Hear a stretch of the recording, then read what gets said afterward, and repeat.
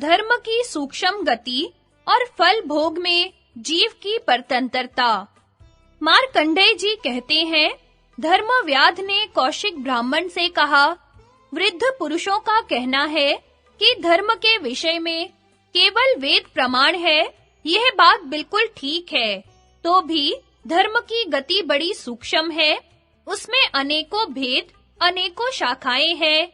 वेद में सत्य को धर्म और असत्य को अधर्म बताया गया है, परंतु यदि किसी के प्राणों का संकट उपस्थित हो और वहां असत्य भाषण से उसके प्राण बच जाते हो, तो उस अवसर पर असत्य बोलना धर्म हो जाता है। वहां असत्य से ही सत्य का काम निकलता है। ऐसे समय में सत्य बोलने से असत्य का ही फल होता है। इससे यह निष्कर्ष निकलता है कि जिससे परिणाम में प्राणियों का अत्यंत हित होता हो, वह ऊपर से असत्य दिखने पर भी वास्तव में सत्य है। इसके विपरीत जिससे किसी का अहित होता हो, दूसरों के प्राण जाते हो, वह देखने में सत्य होने पर भी वास्तव में असत्य एवं अधर्म है। इस प्रकार विचार करके देखो तो धर्म की गति बड़ी सूक्ष्म दिखाई देती है। मनुष्य जो भी शुभ या अशुभ कर्म करता है, उसका फल उसे अवश्य ही भोगना पड़ता है। यदि उसे बुरे कर्मों के फल स्वरूप प्रतिकूल दशा प्राप्त होती है, दुख आ पड़ते हैं, तो वह देवताओं की निंदा करता है, ईश्वर को कोसता है, परंतु अज्ञानवश अपने कर्मों के परिणाम पर उसका ध्यान नहीं जाता। मूर्ख, कपटी और चंचल चित्त वाला मनुष्य सदा ही सुख दुख के चक्कर में पड़ा रहता है। उसकी बुद्धि, सुंदर शिक्षा और पुरुषार्थ कोई भी उसे उस चक्कर से बचा नहीं सकते। यदि पुरुषार्थ का फल पराधीन न होता, तो जिसकी जो इच्छा होती उसे ही प्राप्त कर लेता। परंतु देखा यह जा रहा है कि बड़े-बड़े संयमी, कार्यकुशल और बुद्धिमान मनुष्य भी अपना काम करते-करते थक जाते हैं, तो भी उन्हें इच्छा अनुसार फल नहीं मिलता। तथा दूसरा मनुष्य जो जीवों की हिंसा करता है और सदा लोगों को ठगता ही रहता है, मौज से जिंदगी बिता रहा है, कोई बिना उद्योग के ही अपार संपत्ति का स्वामी हो जाता है और किसी को दिन भर काम करने पर मजदूरी भी नसीब नहीं होती।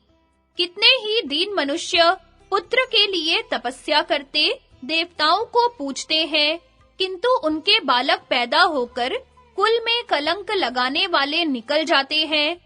और बहुत से ऐसे हैं जो अपने पिता के कमाए हुए धन धान्य तथा प्रचुर भोग विलास के साधनों के साथ जन्म लेते हैं और लौकिक मंगलाचार में ही इनका जन्म होता है। इसमें कोई संदेह नहीं कि मनुष्य को जो रोग होते हैं, वे उनके कर्मों के ही फल है। जैसे बहेलिए छोटे मृगों को कष्ट देते हैं, उसी प्रकार वे रोग और व्याधियां जीवों को पीड़ा देती रहती हैं। औषधों का संग्रह रखने वाले चिकित्सा कुशल वैद्य उन रोगों का उसी प्रकार निवारण कर देते हैं, जैसे वधिक मृगों को भगा देते हैं। विप्रवर, यह तो तुम भी देखते हो कि जिनके पास भोजन का भंडार भरा पड़ा है, वे प्राय संग्रहणी से कष्ट पा रहे हैं, उसे खा नहीं सकते। दूसरी ओर जिनकी भुजाओं में बल है, जो स्वस्थ और शक्तिशाली हैं, वे अन्न के अभाव में त्राही-त्राही कर रहे हैं। बड़ी कठिनता से उनके पेट में कुछ जा पाता है। इस प्रकार यह संसार असहाय है और मोह शोक में डूबा हुआ है।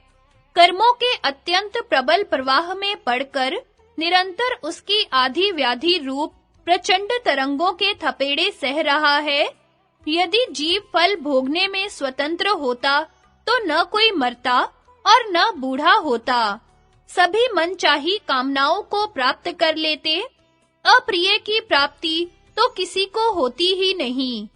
देखा जा रहा है कि जगत में सभी लोग सबसे ऊंचा होना चाहते हैं। इसके लिए यथाशक्ति प्रयत्न भी करते हैं, किंतु वैसा होता नहीं। बहुत से मनुष्य एक ही नक्षत्र और लग्न में उत्पन्न होते हैं, परंतु पृथक-पृथक कर्मों का संग्रह होने के कारण फल की प्राप्ति में महान अंतर हो जाता है। कहाँ तक कहा जाए, नित्य अपने उपयोग में आने वाली वस्तु पर भी किसी का अधिकार नहीं है। श्रुति के अनुसार यह जीवात्मा सनातन है और संपूर्ण प्राणियों का शरीर नाशवान है। शरीर पर आघात करने से शरीर का तो नाश हो जाता है, किंतु अविनाशी जीव नहीं मरता। वह कर्म बंधन में बंधा हुआ फिर दूसरे शरीर में प्रविष्ट हो जाता है।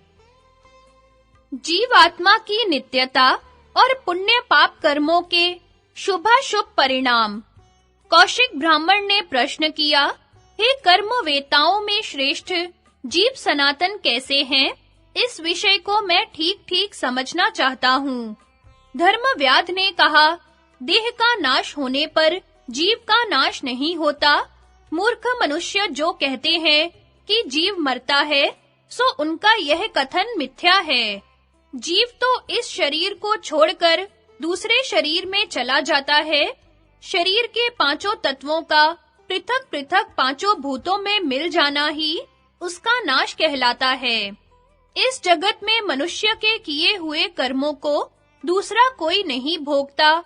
उसने जो कुछ कर्म किया है, उसे वह स्वयं ही भोगेगा। किए हुए कर्म का कभी नाश नहीं होता। पवित्र आत्मा मनुष्य पुण्य कर्मों का आचरण करते हैं और नीच पुरुष पाप कर्मों में प्रवृत्त होते हैं।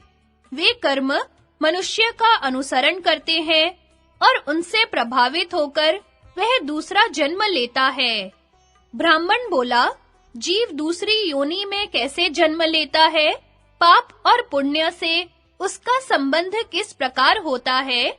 और पुण्यमयी तथा पापमयी योनियों की प्राप्ति उसे किस तरह होती है? धर्मव्याध ने कहा, जीव कर्म बीजों का संग्रह करके जिस प्रकार शुभ कर्मों के अनुसार उत्तम योनियों में और पाप कर्मों के अनुसार अधम योनियों में जन्म ग्रहण करता है, उसका मैं संक्षेप से वर्णन करता हूँ। केवल शुभ कर्मों का संयोग होने से जीव को देवत्व की प्राप्ति होती है। शुभ और अशुभ दोनों का मिश्रण होने पर वह मनुष्य योनि में जन्म लेता है। मोह में डालने वाले तामस कर्मों के आचरण से पशु पक्षी आदि योनियों में जाना पड़ता है और पापी मनुष्य नरक में पड़ता है। वह जन्म, मरण और वृद्धावस्था के दुखों से सदा पीड़ित होता रहता है। अपने ही पापों के कारण उसे बारंबार संसार के कलेश भोगने पड़ते हैं। कर्म बंधन में बंधे हुए जीव हजारों प्रकार की तिर्यक योनियों में और नरकों में चक्कर लगाया करते हैं। मृत्यु के पश्चात पाप कर्मों से दुख प्राप्त होता है और उस दुख का भोग करने के लिए वह जीव नीच जाति में जन्म लेता है। वहां फिर नए-नए बहुत से पाप कर्म कर बैठता है, जिनके कारण कुपथ्य खा लेने वाले रोगी की तरह उसे पुनः नाना प्रकार के कष्ट भोगने पड़ते हैं। इस प्रकार यद्यपि वह निरंतर दुख उठाता रहता है, तथापि अपने को दुखी नहीं मानता, दुख को ही सुख समझने लगता है। जब तक बंधन में डालने वाले कर्मों का भोग पूरा नहीं होता और नए-नए कर्म बनते रहते हैं, तब तक अनेकों कष्टों को सहन करता हुआ वह चक्र की तरह इस संसार में चक्कर लगाता रहता है।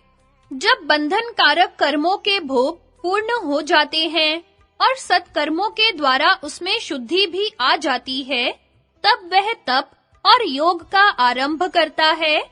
अतः पुण्य कर्मों के फल स्वरूप उसे उत्तम लोकों की प्राप्ति होती है, जहां जाकर वह शोक में नहीं पड़ता।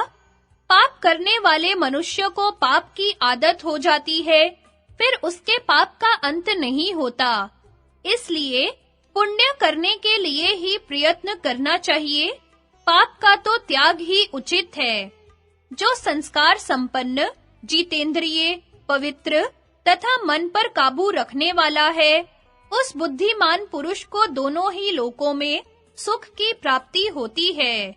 इसलिए प्रत्येक मनुष्य को चाहिए कि वह सत्पुरुषों के धर्म का पालन करे और शिष्टों के ही समान बर्ताव करे।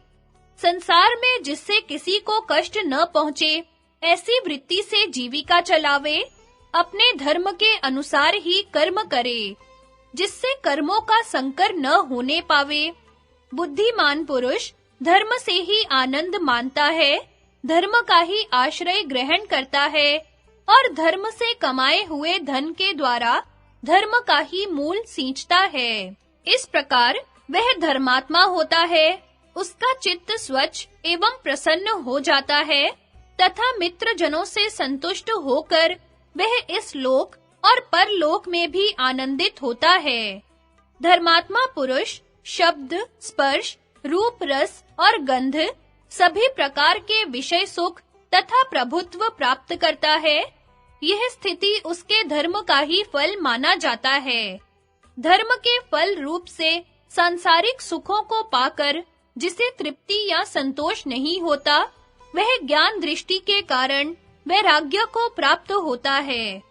बुद्धि के नेत्रों से देखने वाला मनुष्य राग, द्वेष आदि दोषों से युक्त नहीं होता। वह विरक्त तो पूर्ण हो जाता है, पर धर्म का परित्याग नहीं करता।